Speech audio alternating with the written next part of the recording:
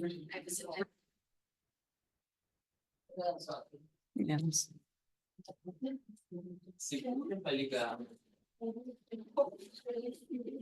Bom dia a todos. Então, vamos dar início à nossa reunião de quarta-feira da nefrologia. Hoje eu tenho o prazer de apresentar a doutora Marcela Bidoia. A doutora Marcela foi nossa residente aqui no Hospital de Base de São José do Rio Preto. Depois ela ficou mais um ano no fellowship de injúria renal aguda. E devido ao interesse dela, grande desenvoltura, grande competência, ela foi contratada do Hospital de Base. Hoje ela faz parte da equipe da diálise. Então, hoje ela vai apresentar da hemodiálise e da diálise peritoneal. E hoje ela vai apresentar, então, uma aula de introdução à diálise peritoneal. Seja bem-vinda, Marcela. Obrigada. Obrigada, gente. Bom, eu vou falar sobre introdução à diálise peritoneal. Vai ser uma introdução, porque o tema é extenso, a aula é bem densa. Eu quero elencar as coisas mais importantes para a gente sair daqui sabendo prescrever e adequar nosso paciente no retorno ambulatorial, tá? Bom, começo trazendo esse artigo de 2022, que é o nosso censo de diálise de 2022, para mostrar que, de todos os pacientes em terapia renal substitutiva do Brasil, só 4,7% fazem diálise peritoneal. Muito pouco, né? E aí a gente não tem um artigo ainda do censo de 2023, mas os dados já estão disponíveis e só 3,7% dos pacientes fazem diálise peritoneal, ou seja, caiu. E por quê? É tão pouco, gente? Será que é porque tem maior mortalidade em relação à hemodiálise? Bom, nesse mesmo censo, a gente tem uma mortalidade consolidada entre TRS, né, de 17%. No censo de 2023, 16%. Os nossos dados do hospital de base, a hemodiálise tem uma mortalidade em 2023, né, de 12% e a diálise peritoneal menos de 10%. Aqui, pelo menos, não é o problema, né? E aí eu trago esse estudo de Botucatu, foi de 2014 a 2019, incluiu 290 pacientes em hemo e 302 em diálise peritoneal, e mostrou que a sobrevida é semelhante também, tá? E no mundo? A gente tem esse do NDT, uma revisão sistemática, foi de 93 a 2014, incluiu 17 estudos, mais de 110 mil pacientes, usou score de propensão para comparar a mortalidade em hemodiálise e diálise peritoneal, e a sobrevida é semelhante. Então, não é porque a mortalidade é maior. Será que é porque tem desvantagem? A gente tem desvantagens, né? Tem risco de infecção, porque o paciente que faz as conexões, então, se ele não está treinado certo, ou se ele pula os passos, ele realmente pode se contaminar. Tem o fato do paciente ter que assumir toda a responsabilidade pela terapia, porque ele é responsável pela terapia, né? Ele vem no centro de diálise uma vez por mês. Ele precisa armazenar o material adequado, limpar o material, limpar a máquina, cuidar do catéter. E essa responsabilidade, às vezes, a longo prazo, causa o esgotamento dele e do cuidador, né? Que é o burnout. São desvantagens. E a gente tem um pouco mais de falência da técnica em relação à hemodiálise, porque nem é por falência de peritônio, que é uma coisa rara, mas muitas vezes porque tem que transicionar da diálise peritoneal para hemodiálise por peritonite, por exemplo, tá? Mas a gente tem vantagens também. É um método portátil, então o paciente decidiu hoje viajar, ele pega lá seu material, sua cicladora e vai. Não precisa de trânsito, não precisa falar com assistente social, pedir vaga em outro serviço, ser aceito em outro serviço, né? Portátil, ele vai. Ele faz em casa, conforto da casa, com privacidade. Tem gente que não gosta daquele salão cheio de gente, né? Ele tá lá no confortinho de casa, tá? Preserva mais a função renal residual em relação à hemodiálise, né? E a gente vai ver mais para frente que a função renal residual talvez seja o que mais impacte na mortalidade desse paciente, tá? Então, um benefício, né? Uma vantagem. E, além disso, ele tem um pouco mais de liberdade de dieta, muitas vezes, do que o paciente hemodiálise, tá? Ele tem liberdade de comer frutas, ele tem mais liberdade de ingesta hídrica, tá? Se ele estiver bem adequado em diálise peritoneal, ele não tem tanta restrição, muitas vezes, que o paciente de hemodiálise tem. Então, também o problema não parece ser desvantagem, né? Será que tem contraindicação? Contraindicação absoluta, a gente só tem essas. Uma cavidade peritoneal não íntegra, então, uma cirurgia recente de grande porte, abdominal, ok, tem que esperar um tempo, né? Uma hérnia diafragmática muito volumosa, ou ele já fez diálise peritoneal no passado e agora ele mudou de modalidade por falência da terapia e agora ele quer voltar. Aí essa história de falência já contraindica realmente, né? ou ausência de condição social ou cognitiva. Então, o paciente não tem um cuidador e ele não é capaz de aprender como se ligar na máquina, como fazer a terapia, tá? Ou ele mora, por exemplo, com 4 pessoas num cômodo único e não tem onde guardar material, não tem um local adequado para fazer. Aí essas seriam contraindicações, mas assim, muito pouco, né, de todos os pacientes que a gente avalia. Relativa. Ostomia é uma contraindicação relativa? É, mas a gente tem paciente que tem aqui no nosso serviço que está em diálise peritoneal com ostomia, né? Neoplasia interabdominal? Relativo, tá?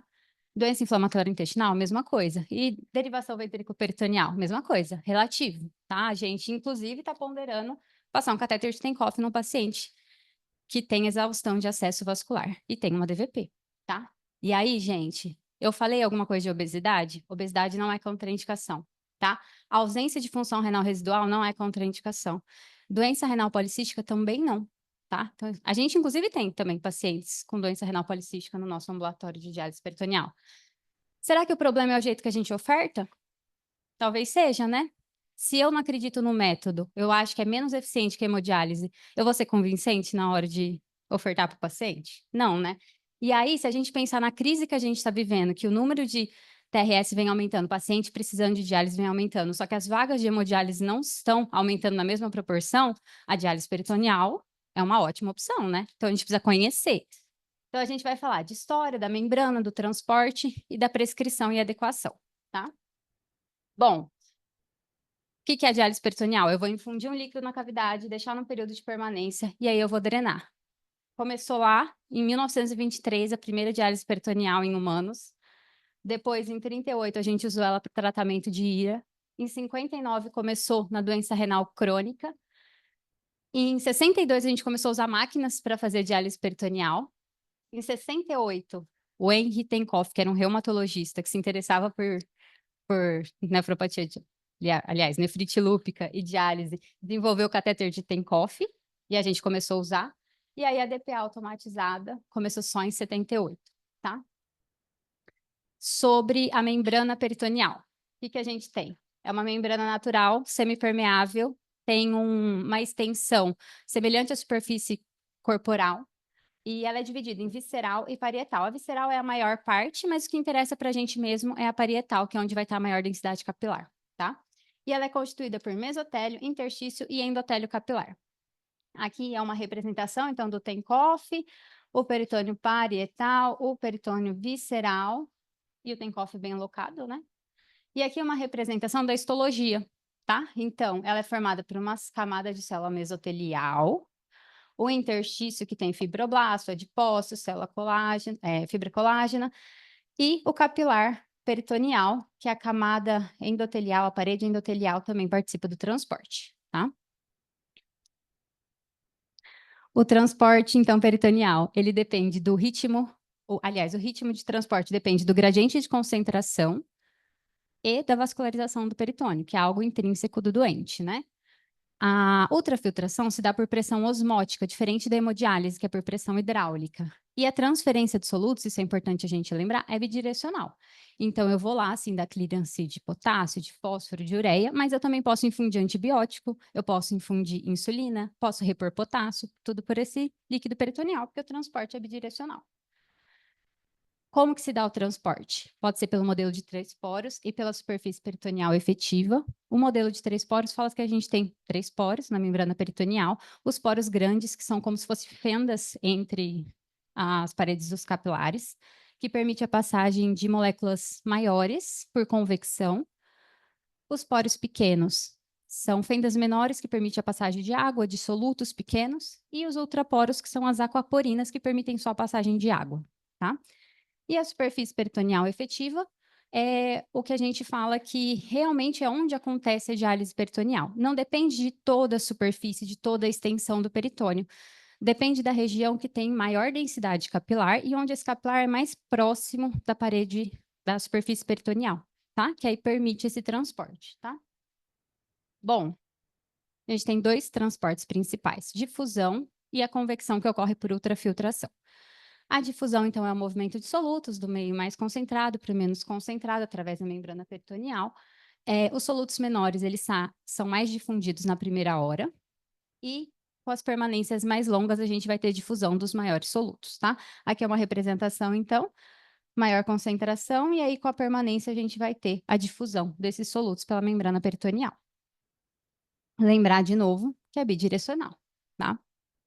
Aqui um gráfico do Dalgirdas mostrando exatamente isso.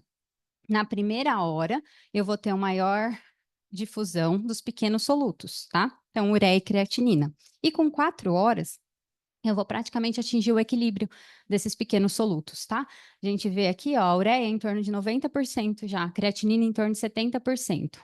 Os solutos maiores, realmente, eu vou precisar de uma permanência maior, tá?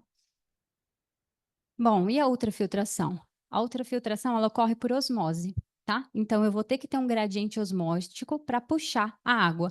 E através desse puxar a água, eu vou arrastar solutos, tá? E aí eu vou dar um clearance convectivo, tá? Mas ele é bem menos importante do que o difusional na diálise peritoneal, tá?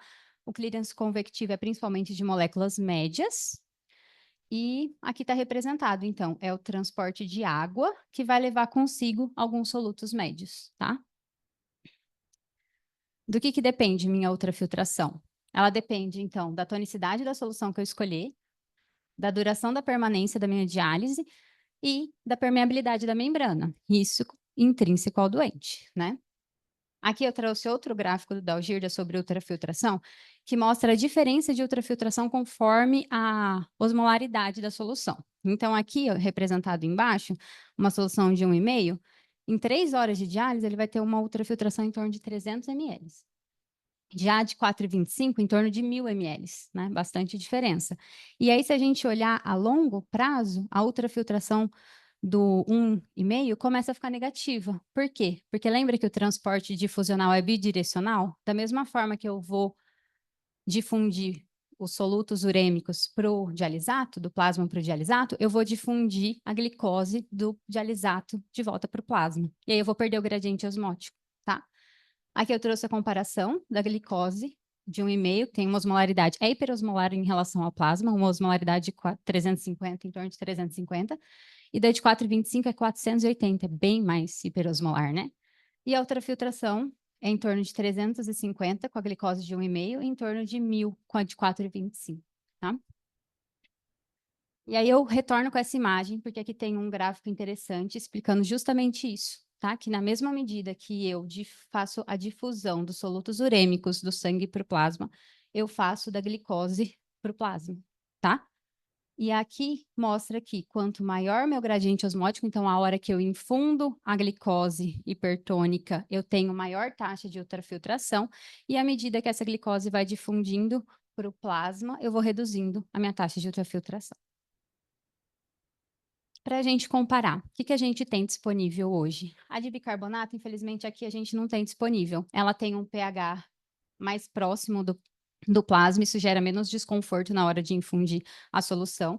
Os pacientes podem referir desconforto com as soluções de glicose que a gente usa aqui, porque ela tem um pH mais ácido, mas o que a gente tem disponível é a glicose de 1,5, que não está aqui, mas eu já falei, a de 2,5, a de 4,25, e essa diferente aqui, que a gente vê que é isosmolar em relação ao plasma, né? Que é a de icodestrina. O que é a icodestrina?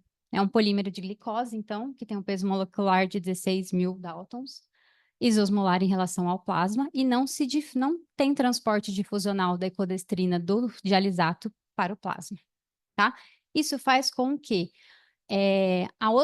o gradiente osmótico se perpetue numa permanência mais longa, tá? Então, ela é ideal para permanência longa. Eu vou manter o gradiente osmótico e vou continuar ultrafiltrando a longo prazo. A longo prazo, a ultrafiltração vai ser semelhante da bolsa de glicose 4,25. Qual que é a diferença? A glicose 4,25, por ser hipertônica, ela vai ultrafiltrar no início mais rápido. Então, ela é talvez melhor para os casos de hipervolemia aguda, né? Mas para as permanências longas, a ecodestrina talvez seja o mais adequado, tá? Infelizmente, a gente não tem disponível para todo mundo. Bom, e como que eu sei qual que é o transporte do meu paciente? Se é rápido, se é lento, se ele ultrafiltra bem ou não? Através do teste de equilíbrio peritoneal, o PET, tá? Então, ele vai avaliar as razões de equilíbrio de glicose e creatinina no dialisato e no plasma, e ele vai medir o efeito combinado da difusão e da convecção, tá? Que é da ultrafiltração, tá bom? Eu não consigo avaliar essas duas coisas de forma separada.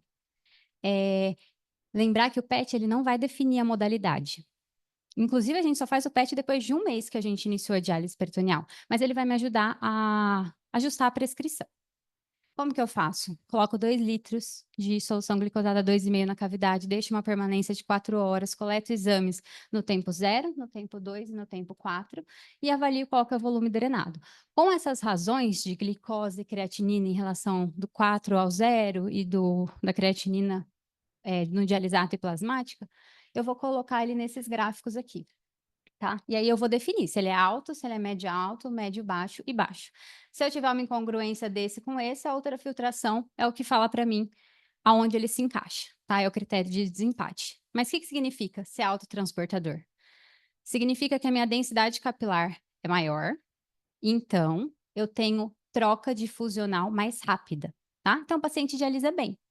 Mas, em contrapartida, ele também difunde bastante glicose do dialisato para o plasma. Então, ele perde o gradiente osmótico mais rápido, tá? Então, esse paciente autotransportador é o que tem os exames bons, controlados, mas a ultrafiltração é pequena, tá? Diferente do baixo transportador, que tem uma densidade capilar menor, então o transporte difusional é mais lento, então ele não dialisa bem. Ele precisa de permanências longas para dialisar melhor. A ureia, o potássio demoram mais tempo para ser difundidos. Em contrapartida, a glicose também demora mais tempo, então ele mantém o gradiente osmótico por mais tempo, então ele ultrafiltra bem, tá? E aí, como que eu prescrevo a diálise peritoneal? Bom, primeira coisa, eu preciso ter catéter peritoneal funcionante e membrana peritoneal funcionante. Eu preciso conhecer os tipos de transporte da membrana e eu preciso definir qual a solução que eu vou usar. Aqui na Sociedade Internacional de Diálise Peritoneal, em 2020, eles trazem essa recomendação que a prescrição depende. Depende dos recursos do local, depende da experiência do prescritor, depende da vida do paciente, então qual se adequa melhor. Então não tem uma fórmula pronta para a gente utilizar. Como que é o catéter peritoneal? A recomendação é que seja um catéter de silicone multifenestrado com duplo cuff de Dacron. A forma, indiferente, pode ser reto, pode ser curvo, pode ser com memória, vai da experiência de quem está implantando. A técnica de implante. A gente não tem grandes diferenças em relação à patência do catéter, tá? O que a gente sabe é que quando a gente usa trocáter, às vezes tem mais riscos de complicação. A gente aqui quase todos têm são passados por nefrologista, por Seldinger. A gente tem muito pouca complicação. Em alguns locais é passado por forma aberta, laparoscopia, enfim. A gente passa tudo por Seldinger, tá? Não tem diferença em relação à técnica de implante. Em relação à lateralidade, não tem nenhuma recomendação formal de qual lado escolher, mas os trabalhos, a maioria é à esquerda, por isso que a gente costuma começar pela esquerda, e a posição é aqui. A extremidade interna tem que estar 5 centímetros da sínfise púbica, no raio-x ele tem que estar dentro da pequena bacia, vou mostrar para vocês, e a extremidade externa tem que estar num local visível ao paciente e manuseável, para que tenha menos risco de trauma local e menos risco de infecção. Então, aqui, ó, ele tem que estar posicionado dentro da pequena bacia, tá? A extremidade interna. Bom, e aí? Eu vou fazer manual ou eu vou fazer com cicladora? Manual. O que que é? A diálise peritoneal contínua ambulatorial. Ela envolve trocas diurnas e uma permanência longa noturna. O paciente fica o dia todo com líquido na cavidade, tá? Mas ele precisa ter o tempo de fazer as trocas diurnas, tá? Utiliza a gravidade, tanto para infundir quanto para drenar. Na automatizada, a gente usa uma máquina para infundir e drenar, não é a gravidade, a gente normalmente faz múltiplas trocas noturnas, mas existem variações da diálise automatizada, tá? Aqui eu trouxe a representação gráfica que fica um pouco mais fácil de entender. Então, a CAPD, eu não uso a máquina, é tudo manual, o paciente fica uma permanência maior à noite e faz trocas durante o dia, mas ele permanece com a cavidade cheia o dia todo, tá? Para quem já é aposentado, não tem muitas responsabilidades, às vezes é fácil fazer as trocas diárias, né? Para quem, por exemplo, trabalha à noite, talvez seja uma opção melhor, porque senão ele teria que ficar o dia todo ligado na máquina, né? Mas isso a gente vai discutir com o paciente, o que é melhor ou não. Em relação à automatizada, com cicladora, a gente pode ter a noturna intermitente, que é essa aqui, NIPD, em que o paciente vai se ligar na máquina, fazer ciclos curtos à noite, e durante o dia ele vai ficar sem líquido na cavidade, tá? Ou ele pode fazer a CCPD, que é a diálise peritoneal cíclica contínua. Ele vai fazer as trocas noturnas na máquina, a máquina vai deixar líquido no abdômen dele durante o dia todo, e aí quando ele reconectar, esse líquido vai ser drenado e vai começar outra diálise, tá? Ou eu posso ter as trocas noturnas com a cicladora, o último volume de infusão e o paciente ainda fazer uma troca no meio do dia. Isso, por exemplo, se ele tiver sobrecarga hídrica por conta da permanência longa, aí a gente pode fazer uma troca manual ao longo do dia. E ele pode fazer também a modalidade tidal, que é quando a gente, nos ciclos, a gente não drena toda a solução que foi infundida, porque às vezes na drenagem tem uma força de sucção maior e o paciente sente desconforto. Então a gente mantém um pouco de líquido da cavidade para diminuir esse desconforto e só na última drenagem que a gente esvazia ela completamente. Como que eu vou escolher entre uma e outra? Na verdade, eu vou definir com o paciente, né? Vou ver o que se adequa melhor à vida dele. E aí a gente vai escolher, tá? Eu tenho diferença entre desfecho clínico entre uma e outra? Não. Em relação à preservação de função renal residual? Também não tenho diferença, tá? Então, posso escolher uma ou outra. O que a gente sabe é que a DPA te dá mais liberdade, né? Tem o dia todo livre. E a facilidade de não ter que fazer trocas manuais ao longo do dia. Bom, eu vou prescrever, então, tempo de terapia, volume total da terapia, volume de infusão, tempo de permanência, número de ciclos e se vai ter ou não volume de última infusão. Eu posso escolher uma prescrição padrão e aí eu adequo esse paciente quando ele retornar no meu ambulatório em 15 ou 30 dias, tá? Na CAPD, a prescrição padrão é 4 trocas de 2.000, sendo a bolsa noturna normalmente mais concentrada. E eu posso começar com automatizada, com uma terapia, um tempo de terapia de 8 a 10 horas, com volume total de infusão de 10 a 12 litros, tá? Lembrar que esse paciente que se adequa bem à noturna é aquele que tem função renal residual, tá? Ou... Preciso voltar aqui para o meu ponto. Tem que pôr na minha tela. Aí. Ou eu posso fazer o cálculo pelo KTV, tá? Em que o V vai ser o volume de distribuição da ureia, que a gente vai calcular pela forma de Watson, mas a gente costuma inferir também pela água corporal total, que às vezes no dia a dia é mais fácil. O T é o tempo de diálise, que vai ser 24 horas ou um dia. E o K vai ser o volume drenado vezes a razão de ureia do dialisato do plasma, tá? Bom, prescrevi o paciente. Como que eu vou calcular o KTV? Ureia do dialisato de 24 horas, vezes o volume drenado de 24 horas, dividido pela ureia sérica. Então, o paciente tem que coletar todo esse volume para trazer para a gente, tá? E aí, além do KTV peritoneal, eu tenho que levar em consideração a função renal residual. Então, eu também vou fazer o KTV renal, tá? Então, eu vou coletar a urina de 24 horas e ver a ureia dessa urina vezes o volume da urina dividido pela ureia sérica. E que valor de KTV que eu quero? Bom, em 96, o Canusa Trial traz esse valor aqui, ó. Maior que 2. E de valores diferentes para CCPD, para CAPD e para NIPD. E o CADOC de 97 fala a mesma coisa. Valores mais altos, maior que 2.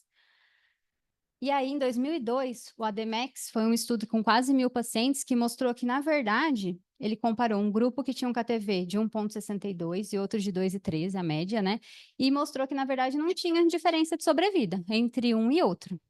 E em 2003, teve esse estudo de Hong Kong também que traz a mesma coisa. Ele compara aí, na verdade, 3 grupos. Um que tem um KTV menor que 1,7, um que tem um KTV de 1,7, maior que 1,7 e outro maior que 2. Mostrou que a sobrevida era similar, mas que os pacientes do grupo A tinham maiores sintomas urêmicos. E aí a recomendação do CADOC de 2005 é que o KTV semanal, então aí juntando peritoneal e renal, fosse maior do que 1,7, maior ou igual a 1,7, independente da modalidade. E é de 2005 até 2020, essa era a recomendação. Em 2020, a Sociedade Internacional traz essa nova recomendação, que parece que não tem benefício em aumento de sobrevida com KTV menor que 1,7, mas também parece que não aumenta a mortalidade com KTV menor que 1,7. Então, a ADP tem que ser prescrita de alta qualidade e centrada no paciente. Se eu tenho um paciente bem adequado, controle metabólico bom, controle volêmico bom, qualidade de vida, e ele está bem adequado naquela prescrição, mesmo que ele não atinja o KTV, por que que eu vou mudar a diálise dele? É isso que o IESPD traz, tá? E aqui ele mostra a justificativa dele. Tem vários estudos que são unânimes em falar a redução de função renal residual impacta na mortalidade, mas a redução do clearance peritoneal, nem todos são unânimes, a maioria não, tá? Como que prescreve, gente? Diálise peritoneal de alta qualidade centrada no paciente? Esse é o fluxograma da ISPD, tá? É o quê? A gente tem que olhar o paciente como um todo. Eu tenho que olhar se ele tem sintoma, qual que é o status funcional dele, o status nutricional, se ele tem complicação da doença renal crônica, anemia, doença metabólica, óssea, se ele tem alteração laboratorial, hipercalemia, hiperfosfatemia. Então, eu vou levar tudo isso em consideração e eu vou discutir com o paciente. A gente vai escolher juntos tanto a modalidade quanto a forma que vai se adequar melhor à diálise peritoneal à vida dele. Porque eu não quero só melhorar o laboratório e os sintomas, eu quero melhorar a qualidade de vida, tá? Bom, como que eu adequo, então? Eu vou otimizar o controle metabólico e volêmico, mas eu vou maximizar a qualidade de vida, minimizando os sintomas e lembrando que eu quero preservar esse peritônio. E lembra das soluções de glicose? Os produtos de degradação da glicose são deletérios para o peritônio. Então, eu quero expor menos esse peritônio a produtos de degradação de glicose, né? Eu quero preservar isso a longo prazo. O que que a gente sabe? Que o autotransportador, que é aquele paciente que tem alta densidade capilar, ele tem um controle metabólico mais fácil, porque ele dialisa melhor, a difusão é mais rápida. Porém, a ultrafiltração é prejudicada, porque ele perde o gradiente osmótico mais fácil. Então, talvez esse paciente se beneficie de permanências mais curtas, tá? Não é a maioria dos pacientes que é autotransportador, tá? A maioria, na verdade, são os outros transportes. Esse paciente autotransportador normalmente é aquele que tem peritonite, tá? E aí o transporte muda durante o período de inflamação do peritônio. Já o baixo transportador é aquele paciente que tem menor densidade capilar, então a difusão é mais lenta, ele dialisa mais devagar, mas ele mantém gradiente osmótico e ultrafiltra bem. Então, o problema dele é o controle metabólico. Talvez ele se adeque melhor com permanências mais longas, tá? Então, se eu tiver sintoma urêmico, se eu tiver ureia e creatinina alta, hipercalemia, hiperfosfatemia e acidose metabólica, o que que eu posso fazer? Eu posso aumentar o meu volume de infusão em 20 a 30%. Eu posso aumentar os ciclos? Eu até posso, mas aí a gente tem que pensar o quê? Se eu aumento os ciclos noturnos sem aumentar tempo de terapia, eu vou diminuir permanência. Então, talvez não seja tão bom para o paciente, tá? Principalmente para aquele baixo transportador. Se eu aumento muito o tempo de permanência na máquina, talvez eu impacte na qualidade de vida. E a mesma coisa para CAPD. Se eu coloco mais uma troca durante o dia, é mais uma vez que ele vai ter que parar tudo que ele está fazendo para fazer diálise. Então, talvez eu impacte na qualidade de vida. O que que eu posso fazer? Aumentar o tempo de terapia. De que forma? Fazendo uma cavidade úmida, por exemplo. Então, ele faz lá os ciclos noturnos na máquina e aí ele fica com líquido na cavidade, tá? Eu aumentaria o tempo de terapia. E se o problema é volume? Então, ele está demasiado, ele está hipertenso, ele tem dispneia, ganhou peso. O que que eu faço? Eu posso otimizar diurético, e aí sempre, né, a gente lembra que se o paciente tem diurese residual, me ajuda muito dar diurético, é indicado. Eu posso fazer restrição de sal e água, difícil, mas a gente tem que orientar para o paciente tentar aderir. Eu posso tentar ciclos mais curtos, mas aí lembra que se o controle metabólico é ruim, talvez isso prejudique.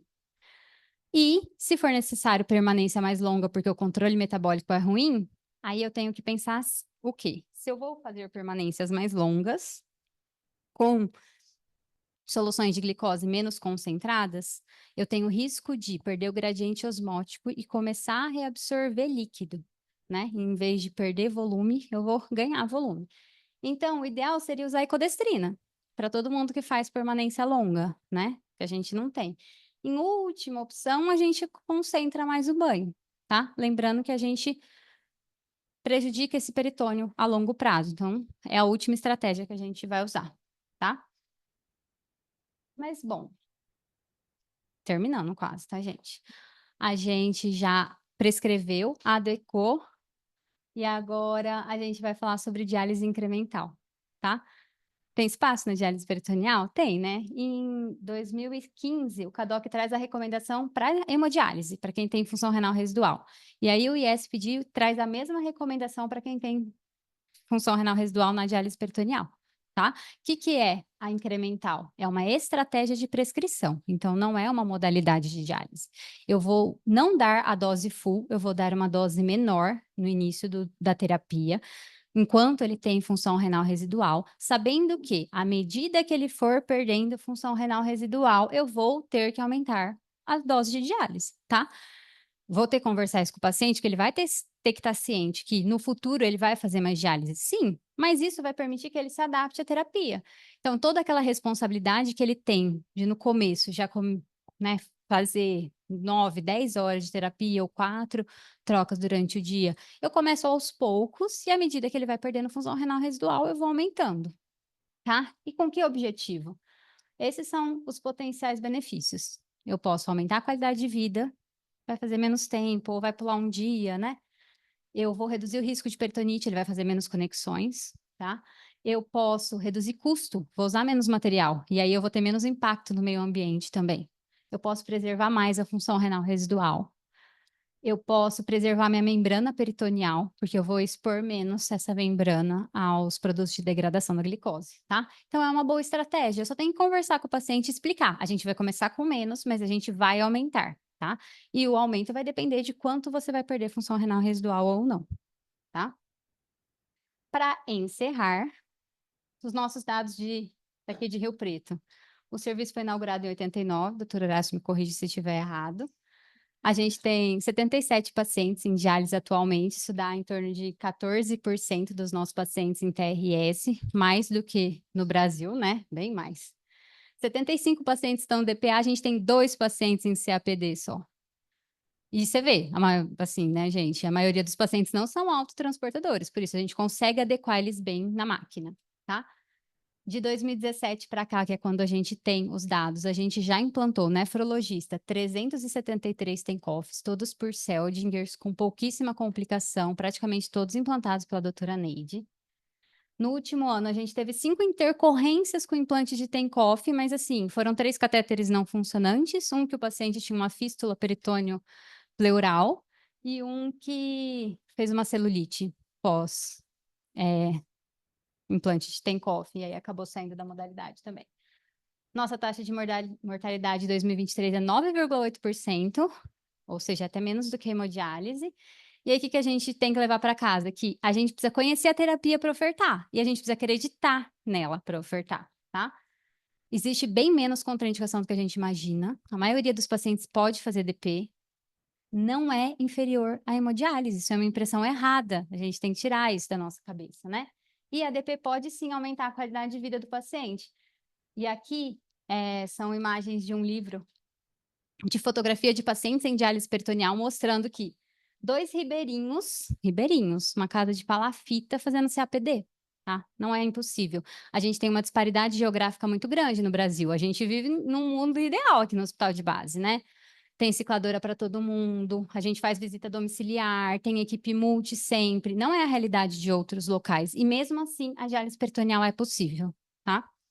E aqui mostrando um paciente em diálise peritoneal nadando no mar, porque eles podem entrar no mar e na piscina e no rio com TENCOF, desde que eles coloquem lá o seu curativinho, tá? Então, é isso.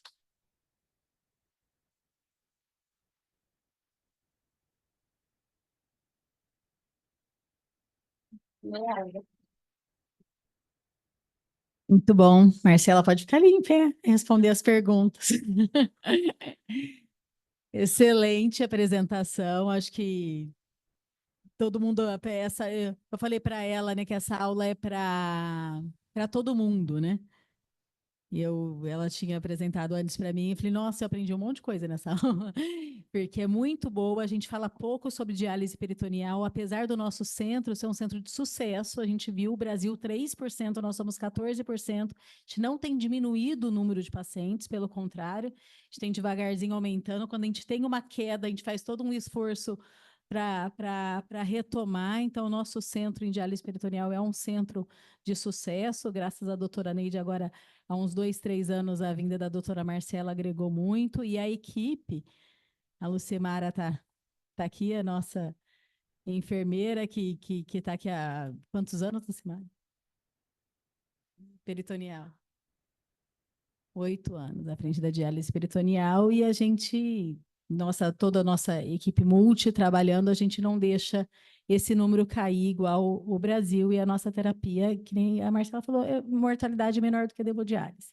Nossa hemodiálise está saturada, vamos colocar nossos pacientes em diálise peritoneal. Eu faria diálise peritoneal. Eu gostaria de ficar na minha casa, fazendo diálise peritoneal.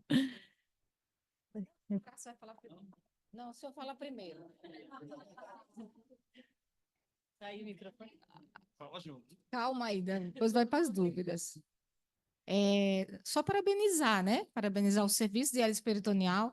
E eu pude ver ao longo de muitos anos, né? Junto com a Maria Alice, com a Neide, inicialmente, a doutora Astor, doutora Neide, doutora Maria Alice, essa diálise ganhar esse corpo assim tão bonito, né? Tão quase perfeito. E a gente tem observado com muito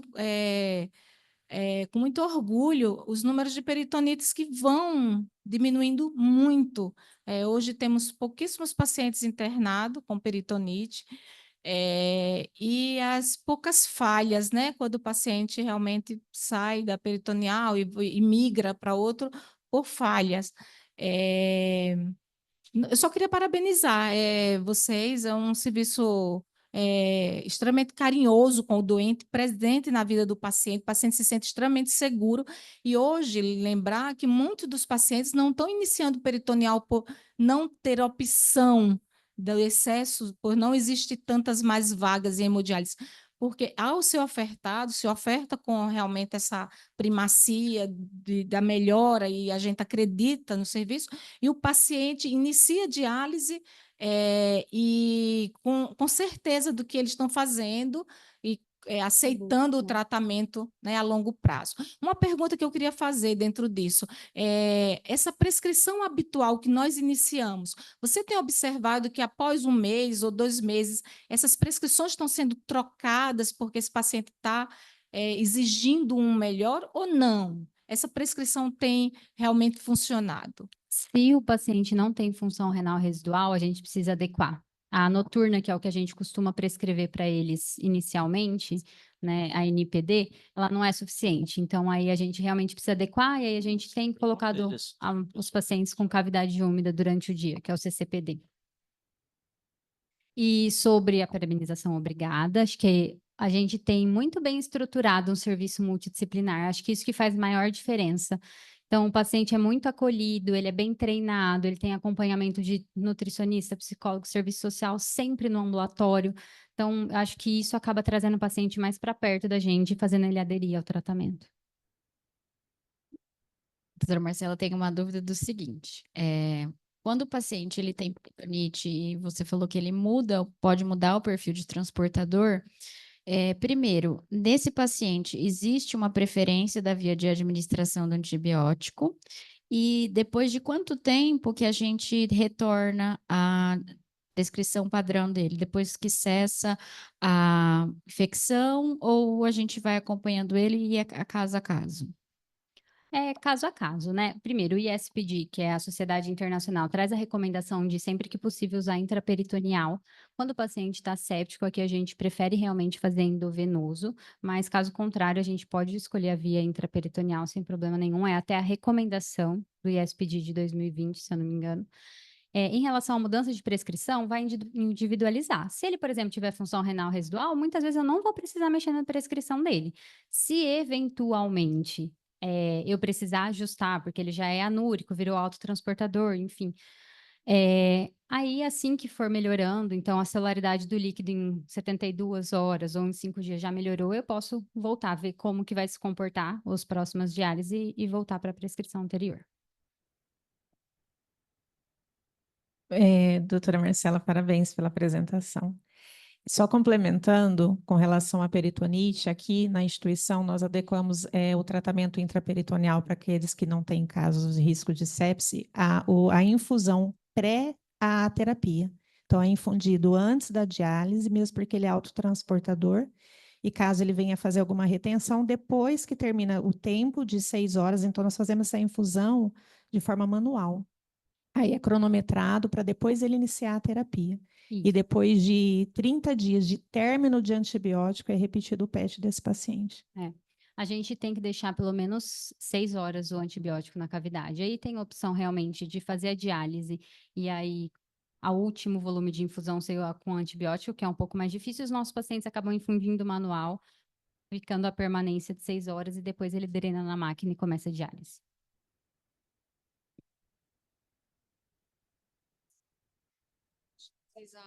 Nos ajude.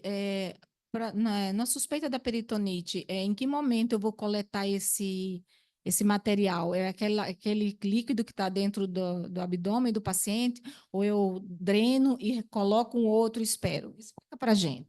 Se ele já tem líquido na cavidade, então ele já infundiu em casa ou faz CAPD, aí eu posso utilizar o líquido. Se ele tiver com uma permanência de pelo menos 2 horas, eu posso utilizar o líquido que já estava no abdômen. Agora, se ele vem de cavidade seca, aí eu tenho que infundir o líquido, esperar 2 horas para poder avaliar a celularidade. Lembrando que os nossos pacientes, assim, a maioria tem uma cognição bem, eles não conseguem ter mensurar esse tempo. Então, por segurança, a gente drena o que tiver, muitas das vezes, a maioria das vezes, faz a infusão e depois a contagem. Antigamente, a gente aproveitava essa amostra que ele tinha na cavidade. Só que foi observado que culturas vinham negativas e a celularidade aumentava. Então, era um líquido ali residual que ficava, que já tinha uma celularidade aumentada, então foi a CCIH pediu para não fazer, a gente começar uma amostra limpa com tempo de 2 horas.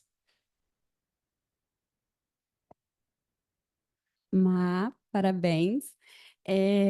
Eu só queria complementar da doutora Fernanda, a nível de conhecimento para todo mundo, a nossa média de peritonite tem ficado assim uma taxa mensal de 1%, 1,5%. Então, assim, nos meses que tem, porque a grande maioria dos meses não tem.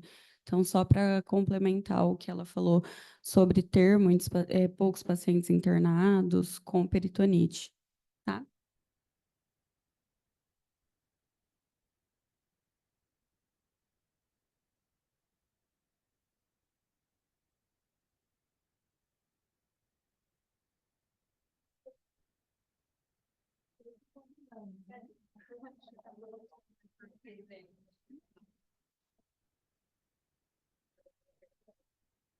Não, é porque em termos de gestão, por isso que eu falo que é para a senhora, doutora.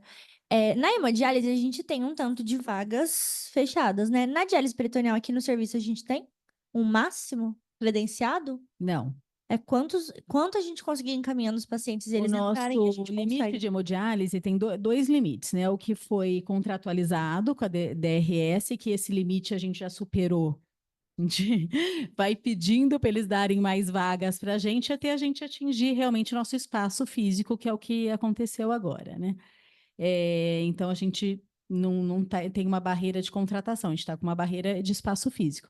A diálise peritoneal não tem esse número fechado, contratualizado, e nem essa barreira de espaço físico. A nossa barreira é a equipe.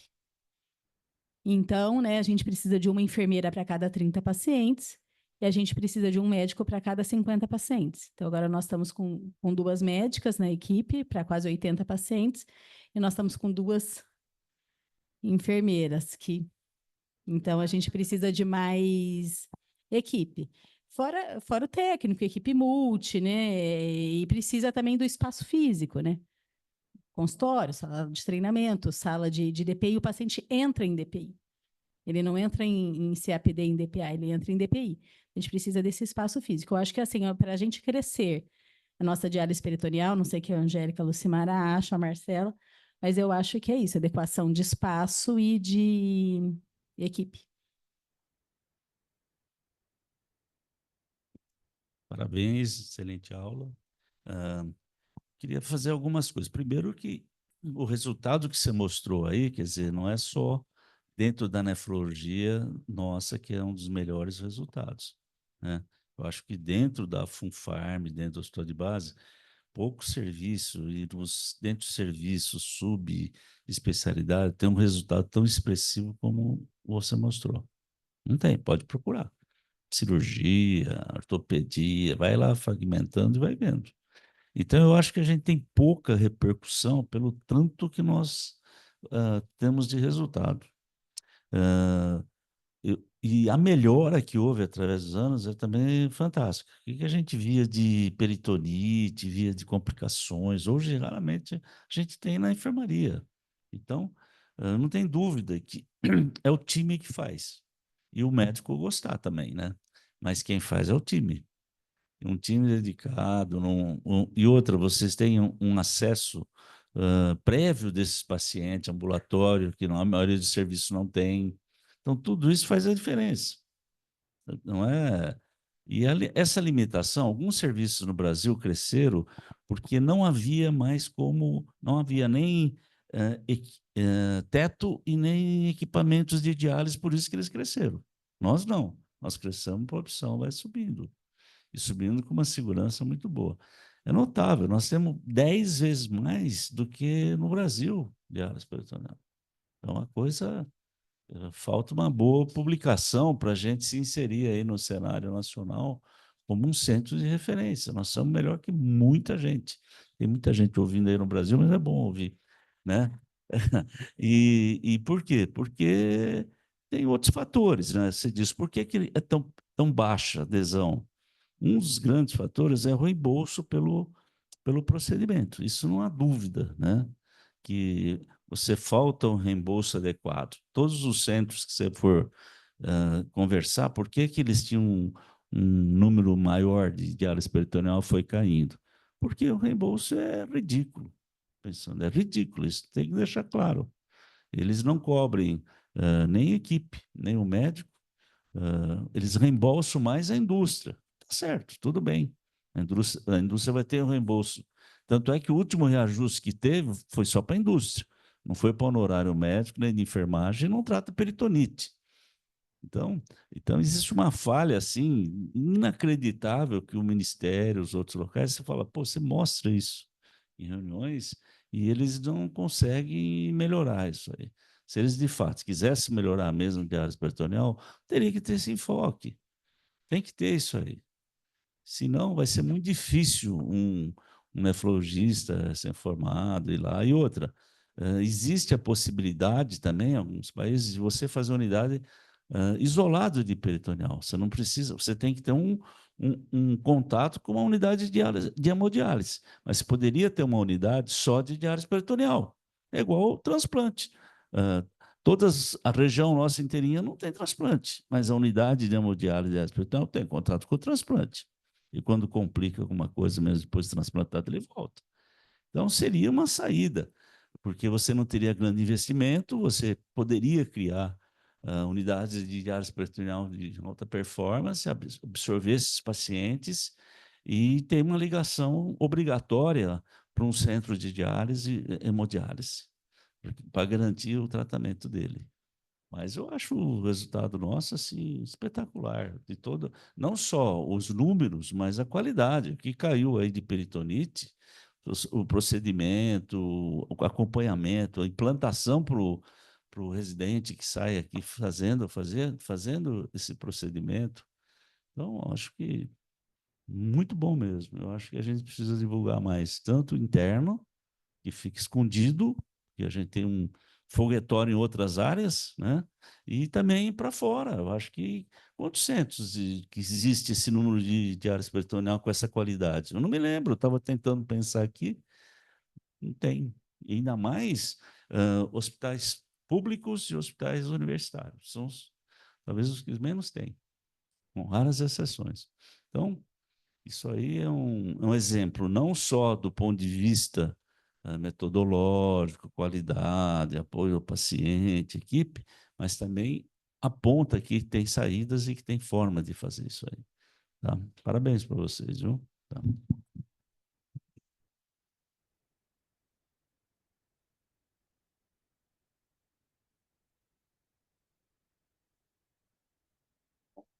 Vamos encerrar a sessão. Obrigada mais uma vez, Marcela. Excelente apresentação. Precisa voltar agora para apresentar intercorrências, como que é? Complicações infecciosas e mecânicas em diálise peritoneal.